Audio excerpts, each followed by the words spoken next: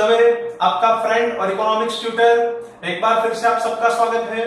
जैसे कि हम लोग समझ रहे थे standard 12 commerce chapter 3 money and inflation, जिसमें हमने बार्टर सिस्टम की लिमिटेशन समझी, जिसमें हमने meaning of money and functions of money. तो हमने इस चैप्टर का फर्स्ट टॉपिक जो है वो पूरा कवर कर दिया है। अब हमें एक इकोनॉमिक प्रॉब्लम के बारे में समझना है जो कि इस चैप्टर का सेकंड टॉपिक है और जिसका नाम है इन्फ्लेशन। अब दोस्तों, ये इन्फ्लेशन समझने से पहले सबसे पहले इसका मतलब क्या होता है, तो शुद्ध सामान्य हिंदी भाषा में इसको हम बोलते हैं महंगाई। क्या ये महंगाई बहुत बड़ा प्रॉब्लम है? पहली बात तो ये कि हम कब ऐसा बोल सकते हैं कि हमारे देश में महंगाई बढ़ रही है। दोस्तों, जनरली क्या होता है कि जब बहुत सारी लेडीज जब सब्जी मंडी में जाते हैं सब्जी खरीदने के लिए, और जब मान लो कि टमाटर ले रहे हैं तो कल से 2 रुपए आज ज्यादा है, कुछ भी टमाटर के अलावा और कोई सब्जी ले रहे हैं, आलू ले रहे हैं, कल जितना दाम था उससे आज 2 रुपए ज्यादा है, तो आपस में क्या डिस्कशन करते हैं, महंगाई बहुत बढ़ गई। अब क्या आलू और टमाटर के दाम बढ़ने से महंगाई बढ़ गई? बहुत सारे मम्मी पापा जब बच्चों को स्कूल छोड़ने के लिए जाते हैं, खास करके जो लेडीज होते हैं, क्योंकि उनका नेचर वो उनको घर चलाना होता है, तो उनका नेचर थोड़ा ऐसा होता है, तो वो क्या करते हैं, जब भी स्कूल के लिए जाते हैं उनको पूरा घर संभालना होता है, इसलिए बजट भी उनके माइंड में होता है। तो वो जब स्कूल छोड़ने के लिए जाते हैं बच्चों को, और अगर मान लो कि पेंसिल में 1 रुपया बढ़ गया है, तो अंदर अंदर क्या बात करेंगे, बहुत महंगाई बढ़ गई है। तो क्या सही में एक पेंसिल का दाम बढ़ने से या टमाटर आलू के दाम बढ़ने से महंगाई बढ़ गई है? क्या सही में हम उसको महंगाई बोलेंगे? तो दोस्तों, यही सारी जो कंफ्यूजन है, यही सारे जो सवाल है, इस टॉपिक के बाद आपके क्लियर हो जाएंगे। तो ध्यान से ये वीडियो पूरा सुनना कि इन्फ्लेशन का मतलब क्या होता है। दोस्तों, महंगाई का मतलब ये होता है कि जब देश में सारी चीज, वस्तु और सेवाएं, जितने भी गुड्स एंड सर्विसेज है, सबके दाम कंटिन्यूअसली लॉन्ग टर्म के लिए बढ़ते जाए। फिर से बोल रहा हूं दोस्तों, देश में सारे गुड्स एंड सर्विसेज के दाम कंटिन्यूअस लॉन्ग टर्म के लिए बढ़ते जाए, और वो भी हायर रेट से, जिसको हम बोलेंगे इन्फ्लेशन, महंगाई। अगर कुछ ही चीजों के दाम बढ़ते हैं, सिलेक्टिवली कुछ ही चीजों के दाम बढ़ते हैं, तो उसको हम महंगाई नहीं बोलेंगे। और अगर सारी चीजों के दाम बढ़ रहे हैं लेकिन शॉर्ट टर्म के लिए बढ़ रहे हैं, मतलब सिर्फ कुछ दिनों के लिए या कुछ महीनों के लिए बढ़ रहे हैं, तो भी हम उसको इन्फ्लेशन नहीं बोलेंगे। Inflation related with the long term. और दूसरा, सारे गुड्स एंड सर्विसेज, देश में जितने भी चीज, वस्तु और सेवाएं हैं, सबके दाम बढ़ने चाहिए। तो दोस्तों, आपको समझ में आया महंगाई का मतलब क्या होता है, इन्फ्लेशन का मतलब क्या होता है। यहां पर इन्फ्लेशन का मतलब ये होता है कि जब देश में सारी चीज, वस्तु और सेवाओं का दाम अगर कंटिन्यूअसली लॉन्ग टर्म के लिए बढ़ता जाए, तो उसको हम बोलेंगे इन्फ्लेशन, महंगाई। और ये प्रॉब्लम है। अगर कुछ ही चीजों के दाम बढ़ते हैं या तो शॉर्ट टर्म के लिए दाम बढ़ते हैं फिर वापस स्टेबल हो जाते हैं, तो ये प्रॉब्लम नहीं है। लेकिन अगर लंबे समय तक सारी चीजों के दाम बढ़ते जाए तो वो प्रॉब्लम है। अब सबसे पहला मेरा सवाल आपसे कि क्या प्राइसेस बढ़ने चाहिए गुड्स एंड सर्विसेज के या नहीं बढ़ने चाहिए? जितने हैं उतने के उतने ही रहने चाहिए। तो दोस्तों, जब भी कोई चीज लिमिट से बाहर होती है, मतलब एक हद से ज्यादा होती है, तो वो पॉइजनियस हो जाती है। कोई भी चीज हो, भले कितनी भी अच्छी चीज हो, लेकिन एक लिमिट में हो तो ही वो फायदा पहुंचाती है।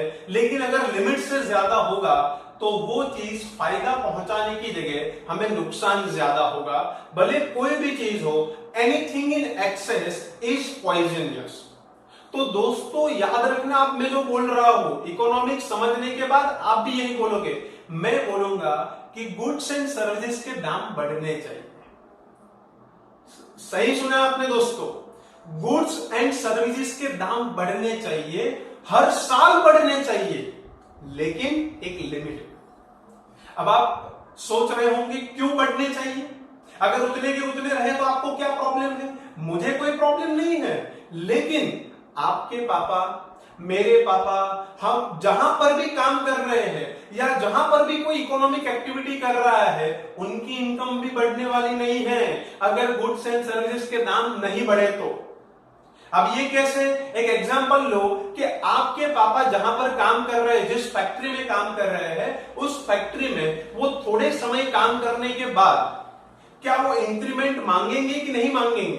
कि मैंने बहुत ऑनेस्टी से, बहुत शिद्दत से यहां काम किया है, तो क्या एक साल के बाद उनका हक नहीं बनता है कि वो ज्यादा, मतलब थोड़े ज्यादा पैसे मांगे, उनकी सैलरी में इंक्रीमेंट हो? वैसे कंपनी में जितने भी लोग होंगे या जिस भी फील्ड में जितने भी लोग काम कर रहे होंगे, थोड़े समय के बाद, एक साल के बाद उनको इंक्रीमेंट चाहिए होगा। अब आपके पापा जिस कंपनी में काम करते हैं, अब उसके जो ओनर होंगे वो इंक्रीमेंट कहां से देंगे?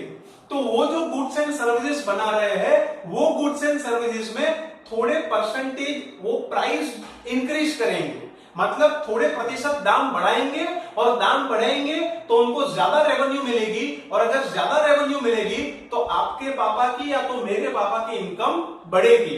इसलिए दोस्तों, इकोनॉमिक्स समझने के बाद आपको समझ में आएगा कि प्राइसेस बढ़नी चाहिए लेकिन लिमिट में, लिमिट से बाहर नहीं। कंटिन्यूअस हायर रेट से प्राइसेस नहीं बढ़ने चाहिए। अगर कंटिन्यूअस हायर रेट से प्राइसेस बढ़े तो होगा क्या?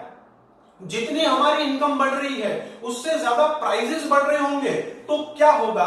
तो दोस्तों, बहुत सारे लोग ऐसे होंगे। क्यों इन्फ्लेशन मेजर इकोनॉमिक प्रॉब्लम है? क्योंकि बहुत सारे लोग ऐसे होंगे जो जैसे तैसे करके अपने आप को बिलो पॉवर्टी लाइन जाने से रोक रहे होंगे, मतलब अपने आप को मैनेज कर रहे होंगे गरीबी रेखा से ऊपर।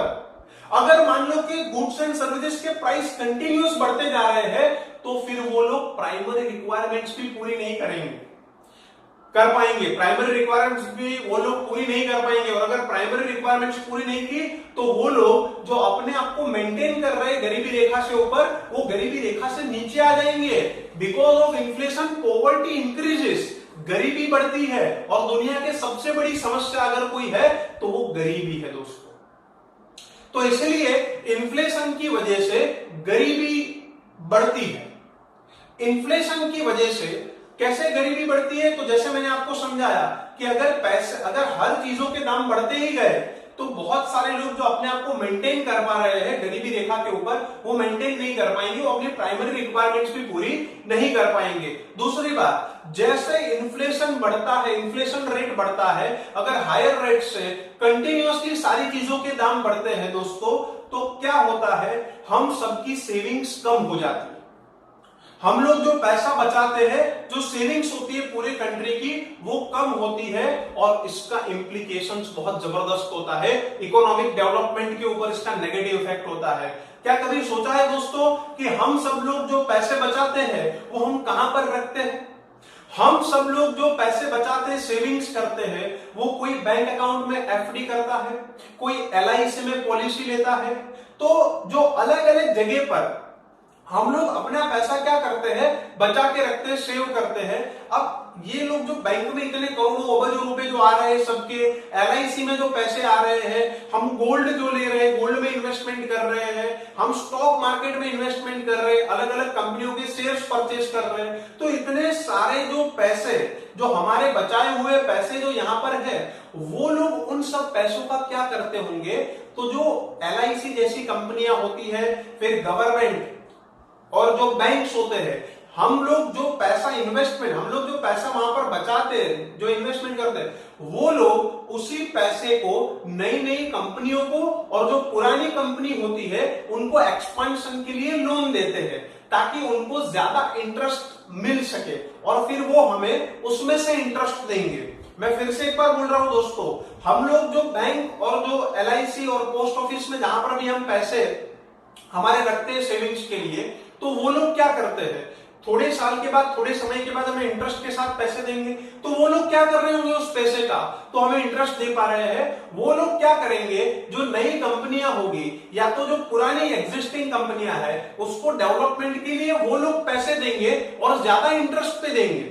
तो उनको ज्यादा इंटरेस्ट मिलेगा, उसमें से वो लोग हमें कम इंटरेस्ट देंगे तो उनको मुनाफा होगा। लेकिन एक बात यहां पर आपको समझनी चाहिए दोस्तों, आपकी और हमारी और पूरे देश की जो सेविंग्स है ना, वो कंपनियों के लिए इन्वेस्टमेंट बनता है। आपकी मेरी और जो पूरे देश की सेविंग्स है वो कंपनियों के लिए इन्वेस्टमेंट बनता है। तो अगर हमारी सेविंग्स बढ़ेगी तो कंपनियों को ज्यादा पैसे मिलेंगे इन्वेस्टमेंट के लिए, और उनको ज्यादा पैसे मिलेंगे इन्वेस्टमेंट के लिए तो वो प्रोडक्शन भी ज्यादा कर पाएंगे। अगर प्रोडक्शन ज्यादा कर पाएंगे तो वो नए लोगों को नौकरियों पे रखेंगे, एम्प्लॉयमेंट बढ़ेगा। तो प्रोडक्शन बढ़ेगा, एम्प्लॉयमेंट बढ़ेगा, लोगों की इनकम बढ़ेगी, लोगों का स्टैंडर्ड ऑफ लिविंग बेटर होगा। हमारे देश में जो गरीबी रेखा के नीचे जितने लोग रह रहे होंगे उनमें कमी आएगी। तो दोस्तों हमारी सेविंग्स बढ़े वो कितना अच्छा है देश के लिए। अब इससे उल्टा एक मिनट के लिए सोचो दोस्तों कि अगर हमारी सेविंग्स का रेट कम हो जाता है, तो सेविंग्स का रेट कम हो गया तो इन्वेस्टमेंट रेट भी कम हो जाएगा। इन्वेस्टमेंट रेट कम होगा, कंपनियों को कम पैसे मिल रहे हैं तो वो ज्यादा प्रोडक्शन नहीं बढ़ा पाएंगे, ज्यादा लोगों को नौकरियों पे नहीं रख पाएंगे, ज्यादा सैलरी नहीं दे पाएंगे। तो इसकी वजह से क्या होगा, प्रोडक्शन धीमे धीमे बढ़ेगा, प्रोडक्शन का रेट स्लोअर रेट से बढ़ेगा, इनकम नेशनल इनकम भी स्लोअर रेट से बढ़ेगी, लोगों का स्टैंडर्ड ऑफ लिविंग जितना बेटर होना चाहिए उतना बेटर नहीं होगा, इकोनॉमिक डेवलपमेंट लोअर रेट से होगा। अब आपको पता चला दोस्तों इन्फ्लेशन कितना मेजर प्रॉब्लम है। इसलिए जितने भी गुड्स एंड सर्विसेज, ओवरऑल जो गुड्स एंड सर्विसेज का जो प्राइस लेवल होता है उसको बोलते हैं general price level.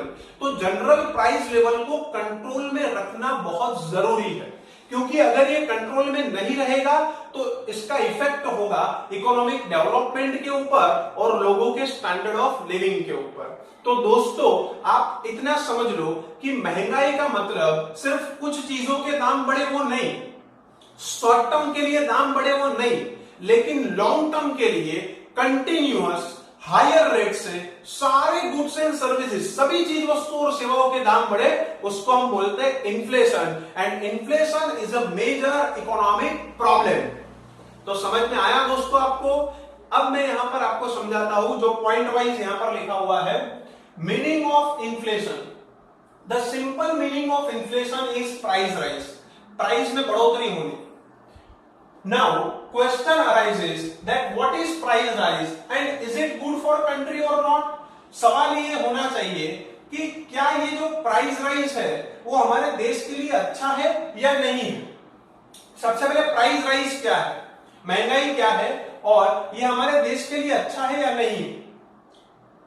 My dear friends, you might be listen one quote, आपने एक कहावत सुनी होगी, anything in excess is poisonous। कोई भी चीज अगर एक लिमिट से ज्यादा हो तो वो खतरनाक बन जाती है, फायदा पहुंचाने की जगह वो नुकसान पहुंचाती है। Similarly applied for price rise, ये सिमिलरली कहां पर अप्लाई होता है, प्राइस राइज के लिए। मैंने बोला अगर हर साल लिमिट में प्राइस बढ़े सभी चीजों के तो वो सही है, क्योंकि हमारी भी इनकम बढ़ने वाली है। हमारी इनकम जितनी बढ़ रही है उससे ज्यादा चीजों की कीमतों में बढ़ोतरी होनी चाहिए नहीं।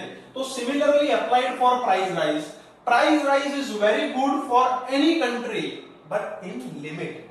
किसी भी देश के लिए कीमत में बढ़ोतरी होना बहुत अच्छी बात है, लेकिन एक लिमिट में। If price rises at a higher rate and continuously for all the goods and services for long term, if price rises at a higher rate and continuously for all the goods and services for long term, अगर higher rate से और continuously और सभी चीज वस्तु और सेवाओं के दाम बढ़ते जाते हैं, then it creates major economic problem. क्या प्रॉब्लम होगा वो मैंने आपको समझाया, सेविंग्स हमारी कम हो जाएगी, इन्वेस्टमेंट कम हो जाएगा, प्रोडक्शन, इनकम, इन सबका जो ग्रोथ रेट होगा वो कम हो जाएगा और हमारे देश में लोगों का स्टैंडर्ड ऑफ लिविंग इतना बेटर नहीं होगा। Then it creates major economic problem and this economic problem is called inflation। ये जो बड़ी आर्थिक समस्या है उसको हम बोलेंगे महंगाई, inflation. So inflation means rise in general price level। Inflation means rise in general price level। What is the meaning of general price level? All the goods and services price। Price of all the goods and services continuously for long term at a higher rate. अगर continuously सारी चीजों के दाम long term तक बढ़ते जाए तो वो बहुत बड़ा प्रॉब्लम है, और वही प्रॉब्लम है इन्फ्लेशन। दोस्तों, आप लोगों को समझ में आ गया होगा कि इन्फ्लेशन का मतलब क्या होता है, और कब हम ऐसा बोल सकते हैं कि इन्फ्लेशन हो रहा है, इन्फ्लेशन बढ़ रहा है, महंगाई बढ़ रही है। सिर्फ कुछ ही चीजों के दाम बढ़ने से हम ऐसा नहीं बोल सकते कि इन्फ्लेशन बढ़ रहा है। और ये इन्फ्लेशन कितना खतरनाक है किसी भी देश के लिए, वो आपको समझ में आ गया होगा। अब मैं नेक्स्ट वीडियो में, नेक्स्ट लेक्चर में आपको समझाऊंगा कि ये इन्फ्लेशन क्यों बढ़ता है, what is the basic cause of inflation. लेकिन उससे पहले पिछले लेक्चर में मैंने आपको जनरल नॉलेज का एक सवाल पूछा था दोस्तों। वो सवाल था कि कौन सा ऐसा देश है जहां पर आधी रात को सूर्योदय होता है, जिसको लैंड ऑफ मिडनाइट भी बोलते हैं, और उसका सही आंसर है दोस्तों नॉर्वे। नॉर्वे में आधी रात को सूर्योदय होता है, और इकोनॉमिक डेवलपमेंट के मामले में नॉर्वे नंबर 1 कंट्री है दोस्तों, आपके जनरल नॉलेज के लिए याद रखना। और आज का मेरा सवाल, वीडियो कंप्लीट करने से पहले आज का मेरा सवाल कि ऐसे कौन से शासक थे पूरी दुनिया में, सबसे पहले ऐसे कौन से शासक थे जिन्होंने दाढ़ी पर मतलब बियर्डो पर टैक्स लगाया था। दोस्तों, इंटरेस्टिंग क्वेश्चन है, आप अपने हिसाब से ढूंढना। आज का टॉपिक आपको समझ में आ गया होगा, आशा रखता हूं। अगर नहीं समझ में आए तो कमेंट बॉक्स पे कमेंट कर सकते हैं। दोस्तों, जितना हो सके अपने फ्रेंड्स को ये वीडियो फॉरवर्ड करना, सब्सक्राइब कर देना। अगर आपको ये वीडियो पसंद आया है तो लाइक कर देना। जितने ज्यादा लोग इसको देख सके उतनी अच्छी बात है, उनको नॉलेज मिलेगा, उनको पता चलेगा कि इन्फ्लेशन क्या होता है। तो दोस्तों, आज के लिए हम इतना रखते हैं, मिलते हैं नेक्स्ट वीडियो नेक्स्ट लेक्चर में। तब तक के लिए जय सिया राम।